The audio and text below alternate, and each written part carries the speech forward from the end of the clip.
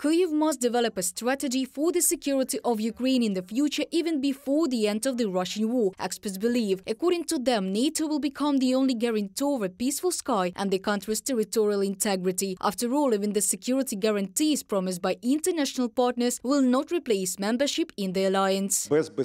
Without security, there will be no normal life here according to any Western or other standards. The security model is the #1 issue, no matter how much we talk about it. I believe that it does not exist today. Maybe tomorrow there will be something else, but today there is no alternative to our membership in NATO, and NATO as the basis of our security. Everything else can be forced by certain intermediate or temporary realities. If Ukraine after the end of the war has no alternatives, membership in NATO and the European Union is waiting for the country, then Russia has several scenarios for the future. The first of them is the total isolation of the aggressor, political and economic. In parallel, the supply of weapons to Ukraine by Western partners as an element of deterrence from the Kremlin's attempts at military aggression in the future. This is a scenario of political will. This is a scenario of decisive action. This is a scenario at least when NATO understands what they were created for at all. The scenario that I call is a policy of non-admission, but not a policy of containment. In this scenario, those countries that are our partners today should come out on our side.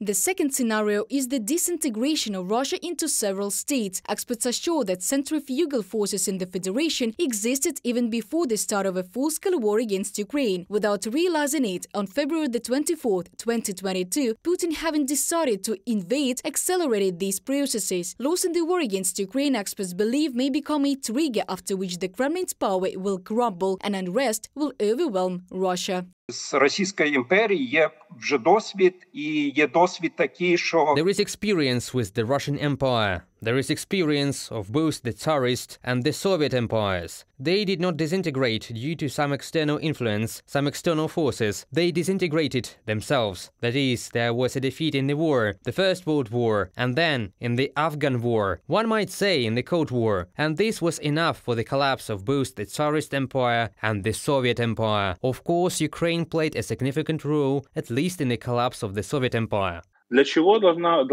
Why should Russia be transformed? Not just because we all love democracy. Russia is now authoritarian, and we don't like it. But so that eventually, in some distant future, if we look beyond the time frame, so that the West can consider Russia perhaps not as a friendly country, but at least as a country that will not help China resist the West. Ultimately, many would like to consider Russia, if not a friendly country, then as some kind of neutral in the fight against China. At the same time, the fragility of the regime in Russia is already palpable. Experts are sure. As an example, they recall the so-called march on Moscow by Yevgeny Prigozhin. Neither the regional authorities nor the population of the aggressor country, for the most part, opposed the rebels. Що таке путінський режим? Це режим... What is the Putin regime? This is a regime in which there is still a lack of legitimacy.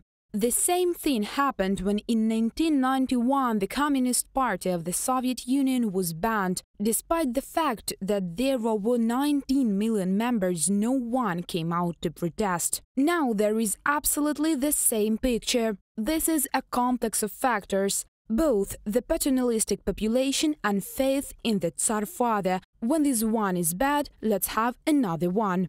This whole process of resistance is growing slowly, but it happens instantly and begins with fragility. Do not forget about the oppression of the small peoples of Russia, experts remind. Regions that lived in poverty even before the war and today suffered from forced mobilization are likely to play their fiddle in the process of decentralization of power and possibly the collapse of the country. Reported by Diana Kolesnik, Larisa Zubenko, Serhiy Savchuk, UATV News.